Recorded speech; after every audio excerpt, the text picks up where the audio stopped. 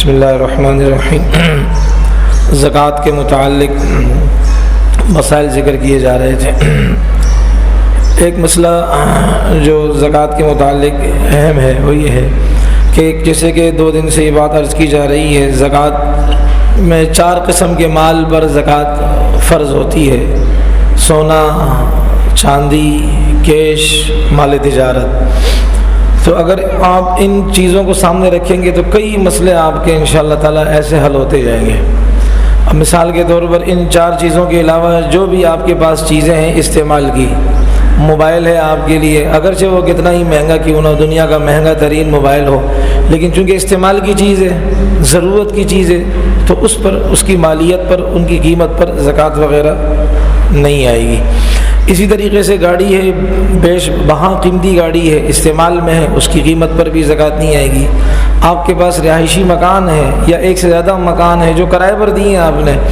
تو ان کی قیمت اور مالیت پر بھی زکوٰۃ نہیں آئے گی، اس لیے کہ مکان بھی ایک ضرورت کی چیز ہے، اس پر نہیں آئے گی۔ ہاں،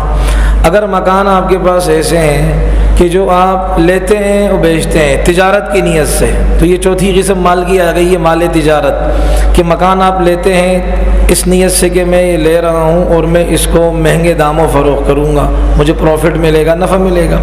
تو اب چونکہ یہ مال تجارت بن گیا، آپ اس کی خرید و فروخت کر رہے ہیں۔ موبائل آپ دکان آپ نے کھولی ہوئی ہے اور موبائل کی خرید و فروخت ہو رہی ہے، اب یہ مال تجارت ہے، لہذا اتنے موبائل آپ کے پاس آ گئے ہیں کہ ان کے کم از کم 52.5 تولہ چاندی کی جو قیمت بنتی ان کی مالیت کے موبائل ہیں، اور سال اس پر گزر گیا تو پھر آپ پر ان کی مالیت کے اعتبار سے زکوٰۃ فرض ہوگی۔ ہمارے ہاں طوطے وغیرہ پرندے بھی پالنے کا رواج ہے، تو ایک تو یہ ہے کہ ویسی انسان شوقیہ پالتے، اس نے خرید و فروخت کی نیت سے نہیں رکھے طوطے، بل ویسی رکھے، ان کی آوازیں اچھی لگتی ہیں، گھر کے اندر ہوتا ہے، ذرا اچھا ایک منظر آتا ہے، تو اس لیے رکھے، تو اس پر تو زکوٰۃ نہیں، چاہے کتنا ہی مہنگا کیوں نہ، اس لیے کہ آپ نے ضرورت کے لیے رکھے۔ لیکن یہ ہے کہ اگر آپ نے ان کو خریدنے کے لیے خریدا اس نیت سے کہ میں اس کو فروخت کروں گا، یعنی تجارت کا نظام چلایا ہے آپ نے، اس میں پھر وہ طوطوں کی جو مالیت ہے اس پر زکوٰۃ آپ پر بنے گی۔ اچھا، یہ تو 1-2 مثالیں دی ہیں، یاد رکھیں کہ زکوٰۃ جب آپ، یا جیسے کہ دکاندار حضرات ہیں، میڈیکل اسٹور والے ہیں، پلمبر والے یعنی کہ پلمبر کی کسی کی دکان ہے، اس میں جو چیزیں رکھی ہوئی ہوتی ہیں، یا اسی طرح کوئی اور قسم کی دکان ہے جس میں یہ خرید و فروخت کا سامان بیچتے ہیں، تو اس میں جب آپ زکوٰۃ نکالیں گے تو زکوٰۃ جس تاریخ کو آپ نکالیں گے تو قیمت خرید کا اعتبار نہیں کریں گے، قیمت فروخت کا اعتبار کریں گے، یعنی جتنے کی چیز آپ نے لی ہے یہ قیمت خرید ہے، اس کا اعتبار حساب نہیں کریں گے، جتنے کی چیز آپ گاہک کو دیتے ہیں، صحیح ہے، سیل کرتے ہیں جتنے کی، اس کی قیمت کا حساب لگائیں گے، ایک ایک چیز کا حساب لگائیں گے اور سب کو جوڑیں گے، اور پھر اس کا 2.5% آپ زکوٰۃ نکالیں گے۔ تیسری گزارش یہ ہے کہ بعض لوگ قرضے بھی لیتے ہیں، تو دیکھیں کسی کے پاس نصاب کے برابر پیسہ ہے یا سونا چاندی ہے لیکن اس پر قرضہ بھی ہے، تو یہ قرضے کا معاملہ اتنا سادہ نہیں ہے، اس پہ تھوڑی سی تفصیل ہے۔ اگر وہ ایسا آدمی ہے کہ جو کاروباری نہیں ہے اور ویسے کسی یا چھوٹا موٹا کاروباری ہے، اس نے قرضہ وغیرہ لیا ہے، تو ہم پہلے یہ کریں گے کہ اس کے پاس جو نصاب کے برابر پیسے ہیں تو اس میں سے قرضہ جتنا ہے اس کو نکالیں گے۔ مثال میرے پاس 4 لاکھ روپے ہیں اور میرے اوپر 2 لاکھ روپے قرضہ ہے، تو 4 لاکھ میں سے 2 لاکھ کو تو سائڈ پر کروں گا کہ یہ میں نے دینا ہے کسی لوگوں کا، تو 2 لاکھ میں نے سائڈ پر کیے، تو 2 لاکھ باقی رہے، تو میں 2 لاکھ کی زکوٰۃ دوں گا، 4 لاکھ کی زکوٰۃ نہیں دوں گا، اس لیے 2 لاکھ تو کسی اور کے ہیں، میں نے جس سے قرضہ لیے ان کے ہیں، یہ ایک اصول۔ دوسری بات یہ، آج کل تو بڑے بڑے کمپنی والے قرضے لیتے ہیں، تو پھر تو وہ سالوں تک تو وہ کہیں گے کہ وہ سالے کہیں گے سالوں تک کہ ہم ابھی زکوٰۃ ادا نہیں کریں گے، اس لیے کہ ہم نے قرضہ لیا ہے، تو جب قرضہ لیا ہے تو ہم اس زکوٰۃ ادا نہیں کریں گے۔ اس لیے میں نے شروع میں کہا یہ اتنا سادہ معاملہ نہیں ہے۔ جو بڑی کمپنی والے ہیں ان کا تو سلسلہ قرضوں کا چلتا رہتا ہے، اور پھر اس میں اگر ہم ان کو یہ کہیں کہ آپ پر زکوٰۃ نہیں بنتی ہے تو وہ تو بڑے مزے میں ہوں گے۔ اس لیے علماء نے، اللہ ان کو خوش رکھے، ایک حل نکالا ہے، وہ یہ ہے کہ ظاہر بات ہے کمپنی والے اکٹھے قرضہ ادا نہیں کرتے ہیں، قسطوں میں دیتے ہیں، اس سال اتنے دیے، اگلے سال اتنے دیے. تو جو قسطوں میں انہوں نے قرضے کی ترتیب بنائی ہوئی ہے، تو ایک سال میں یعنی کہ فی سال مثال کے طور پر کمپنی والے کے ذمے ہے 10 لاکھ روپیہ قرضہ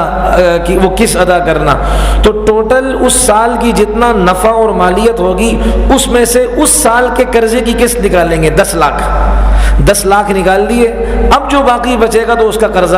اس کی زکوٰۃ وغیرہ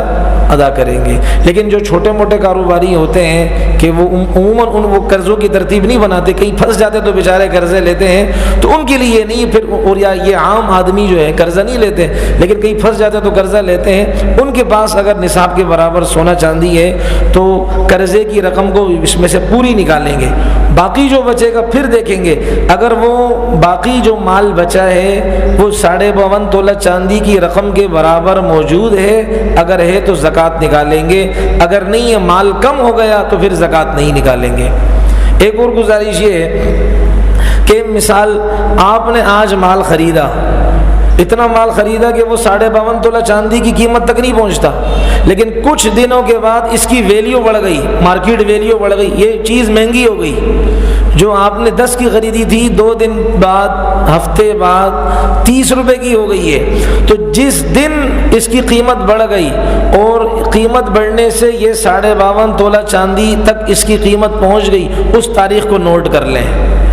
تو جب تاریخ نوٹ کر لی آپ نے، پھر آئندہ سال اسی تاریخ کو کیا کریں گے، آپ اس کی زکوٰۃ نکالیں گے. یہ تو موٹی موٹی باتیں ہیں، تفصیلی اگر کوئی ہو تو بعد میں انفرادی پوچھ سکتے ہیں. ایک گزارش یہ ہے کہ زکوٰۃ کس کو دیں گے اور کس کو نہیں دیں گے. تو بھائی جس کو نہیں دیں گے وہ یاد کر لے تو باقی آسان ہو جائے گی. ڈاکٹر صرف چند پرہیز کی چیزیں بتاتا ہے تو باقی کیا مطلب سب کھا سکتے ہو. تو اس لیے وہ چند چیزیں ہیں. ایک تو یہ بہت آسان اصول ہے جو ہر سال تقریباً ذکر کیا جاتا ہے کہ آپ زکوٰۃ ان کو نہیں دے سکتے ہیں کہ جو دنیا میں آپ کے آنے کا ذریعہ بنے یا جن کے آنے کا ذریعہ آپ بنے. آپ کے آنے کا ذریعہ کون بنے؟ ماں باپ، دادا دادی، نانا نانی، یہ ہمارے آنے کا ذریعہ بنے. بھئی نانا نانی نہ ہوتی ہماری والدہ پیدا نہ ہوتی، پھر وہ تو اس لیے نانا نانی، دادا دادی، والد صاحب، تو جو ہمارے وجود کا ذریعہ بنے ظاہری اسباب میں، تو ہم ان کو زکوٰۃ نہیں دیں گے. ابو کو نہیں دیں گے، امی کو نہیں دیں گے، دادا کو، وہ بھی سگے، ایک تو منہ بولے ہوتے وہ نہیں، ان کو دے سکتے ہیں. ٹھیک. دوسرا یہ ہے کہ جن سے رشتہ ازدواجی ہو، شادی والا رشتہ ہو، بیوی شوہر، شوہر اپنی بیوی کو زکوٰۃ نہیں دے سکتا، بیوی اپنے شوہر کو نہیں دے سکتی. اگر ایک سے زیادہ بیویاں ہیں تو شوہر اپنی بیویوں کو زکوٰۃ نہیں دے سکتا. وجہ یہ کہ دیکھیں زکوٰۃ کا بنیادی مقصد کیا ہوتا ہے کہ مال چند ہاتھوں میں نہ رہے، مال گھومتا رہے لوگوں کے پاس. انسانی جسم میں جب بلڈ، خون ایک جگہ جم گیا بیماری پھیلے گی، لیکن پورے جسم میں چلے گا تو صحت مند رہے گا. تو یہ مال پورے معاشرے میں گھومے گا، معاشرہ خوشحال ہوگا. وہ الگ بات ہے کہ ہمارے دینے کے طریقے ٹھیک نہیں ہیں، آج کل ہمارے دینے کے طریقے ٹھیک نہیں، وہ ذکر کی جائے گی بات انشاءاللہ. تو اس لیے خاوند اگر بیوی کو دے گا تو، یا بیوی خاوند کو دے گی تو مال تو صرف گھر میں ہی گھوم رہا ہے، گھر کی 4 دیواری میں ہی گھوم رہا ہے. یہ تجارت بھی گھر میں ہی کرتا ہے ظالم، اور زکوٰۃ بھی گھر میں ہی دیتا ہے. یہ سیلانی ویلفیئر اس نے گھر میں ہی کھولا ہوا ہے. تو اس لیے بھائی اس صورت میں زکوٰۃ ادا نہیں ہوگی. تیسری صورت یہ ہے قسم کہ جو صاحب نصاب ہیں ان کو نہیں دے سکتے ہیں. چوتھی کی صورت یہ ہے کہ جو سید ہیں، سید کون ہیں؟ یہ 5 گھرانے ہیں، 5 سید گھرانے ہیں. آل علی، حضرت علی کی اولاد رضی اللہ عنہ، آل عقیل، آل حارث، آل عباس، آل جعفر.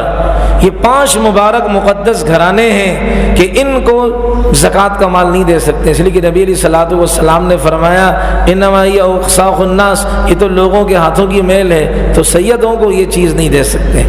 اور اس کی حکمت کیا ہے؟ اللہ اکبر. ایک حکمت یہ، اگر نبی علیہ السلام فرماتے ہیں سیدوں کو بھی زکوٰۃ دے سکتے ہیں، کل کو کوئی بدبخت، اس لیے کہ بڑے بدبخت موجود ہیں اس زمانے میں بھی، تھوک کے حساب سے موجود ہے، جو نبی علیہ السلام پر اعتراض کرتے ہیں. کل کو کوئی بدبخت اٹھ کر یہ اعتراض کر سکتا تھا، دیکھا محمد نے اپنے بچوں کے لیے رزق کا کھاتا کھول دیا، کہ جی سیدوں کو زکوٰۃ دے سکتے ہو، صدقہ دے سکتے ہو، اپنے بچوں کا سارا نظام کر کے چلے گئے۔ تو نبی علیہ السلام نے پابندی لگا دی، میری اولاد کو تم زکوٰۃ کا مال نہیں دے سکتے ہو، نفلی صدقہ دے سکتے۔ لیکن ایک بات یہ، ایسا علاقہ ہے، سید ہیں، بڑے غریب ہیں، اب زکوٰۃ ہم دے نہیں سکتے ہیں اور کوئی نفلی صدقہ دینے کی ترتیب نہیں ہے، بہت مجبوری اگر ہے، بہت مجبوری اگر ہے، یہ اس وقت کی بات ہے، تو پھر بعض علماء نے یہ فرمایا ہے کہ پھر ان کو زکوٰۃ میں سے اتنا دے دے کہ وہ کھانے پینے کا نظام چلا سکے۔ لیکن اللہ کا شکر ہے ہر علاقے میں اتنے مخیر مال والے لوگ ہوتے ہیں کہ جو نفلی صدقہ بھی دینا چاہیں تو ان کے مال پر کوئی اثر نہیں پڑے گا۔ اس لیے سیدوں کو پہلی کوشش یہ کرے کہ انسان صاف ستھرا، یعنی کہ نفلی صدقہ وغیرہ، ہدیہ وغیرہ کے اعتبار سے دے۔ قرضہ کی بات آ گئی ہے تو دیکھیں، مثال کے طور پر آپ سے کسی نے قرضہ لیا ہے اور 1 سال سے اوپر ہو گیا ہے، اور وہ قرضہ بھی ایسا ہے کہ جو نصاب کے برابر یا اس سے زائد ہے، لاکھ روپے لیا ہے، 1.5 لاکھ لیا ہے، 1 سال ہو گیا، 2 سال ہو گئے، لیکن امید ہے اس لیے کہ وہ اچھا آدمی ہے، وہ غائب نہیں ہوا ہے مارکیٹ سے، وہ موجود ہے، تو جتنے سال لگیں گے جب وہ آپ کو اتنے سالوں کے بعد قرضہ لوٹائے گا تو اتنے سالوں کی زکوٰۃ آپ کو دینی پڑے گی، اس لیے کہ اصل مالک آپ تھے یہ۔ اور اگر ایک آدمی ایسا ہے کہ جو آپ سے مال لے کر فرار ہو گیا، دوسرے ملک چلا گیا، یہ فشری والے بعض روتے ہیں، کہتے ہیں یار ہم نے لاکھوں روپے دیے، وہ بندہ ہی بھاگ گیا، دوربین چھوڑو خوردبین میں بھی نظر نہیں آتا مصیبت۔ تو ایسا آدمی جو بالکل غائب ہو چکا ہو اور ملنے کی امید نہ ہو، پھر اچانک سے آپ نے فشری میں جا کر اس کو 2 رمضان میں اس کو پکڑ لیا کہ یار یہ تو وہی شخص بندہ ہے، اس کو پکڑ کے لے کر پھر اس نے پیسے دیے، تو پچھلے سالوں کی زکوٰۃ پھر آپ نہیں دیں گے، اس لیے کہ تو بائی چانس مل گیا ہے، ورنہ اس مال کو عربی میں کہتے ہیں مال مفقود، گم شدہ مال۔ اس لیے جب آپ کے پاس وہ مال آئے گا اور اس پر سال گزرے گا تو 1 سال کی زکوٰۃ آپ دیں گے، گزشتہ پچھلے سالوں کی زکوٰۃ آپ نہیں دیں گے۔ اسی طرح ایک آدمی ہے،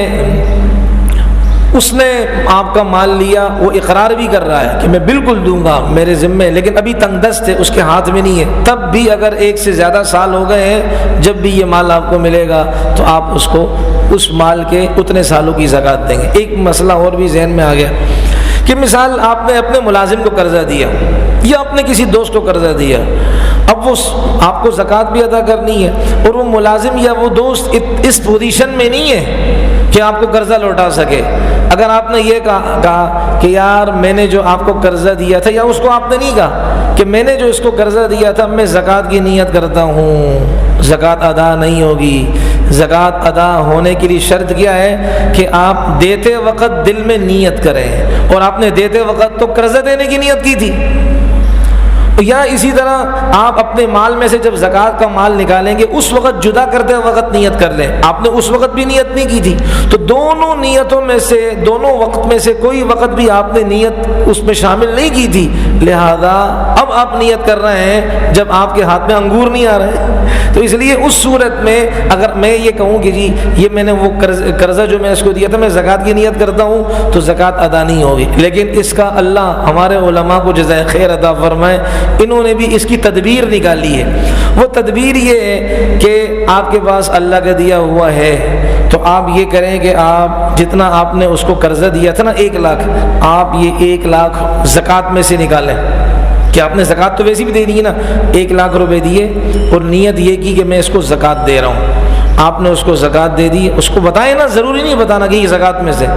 آپ نے اس کو 1 لاکھ روپے دے دیے، آپ نے کہا بھائی آپ اس کے مالک ہو، مالک بنا دیا، پھر کہا بیٹا ذرا ادھر آنا، وہ جو آپ نے میرے 1 لاکھ روپے دینے تھے نا اب وہ مجھے دے دو، پھر آپ وہی پیسے اس سے ریٹرن لے لیں، اس وقت نہ بتائیں، آپ اس کو دے دیا، آپ نے کہا بھائی تو اس کا مالک ہے، لیکن پھر آپ اس کو فوراً کہیں کہ بھائی وہ جو میں نے آپ کو قرضہ دیا تھا نا شاباش شرافت سے نکالو یہ تو یہ پیسے آپ اس سے واپس لے لیں، تو اس میں کیا ہوگا؟ دیکھو یہ ایسا مسئلہ ہے کہ طارق بھی ہنستا ہے، سمجھ میں آ رہا ہے اس کو یہ گمبھیر مسئلہ، تو پھر آپ اس سے وہ لے لیں، آپ اس بھائی کا قرضہ بھی ادا ہو گیا، اب یہ آپ کے سامنے آئے گا تو سینہ چوڑا کر کے آئے گا کہ قرضہ میں نے 1 لاکھ کا اس کے منہ پر مار دیا اور میری زکوٰۃ بھی ادا ہو جائے گی، مقروض کا بھی بھلا ہوگا، قرضہ دینے والے کا بھی بھلا ہوگا، یہ کام دونوں ہو جائیں گے۔ اللہ تعالیٰ مجھے، آپ کو، ہم سب کو مسائل سمجھنے، جاننے، اس پر عمل کرنے کی توفیق عطا فرمائے۔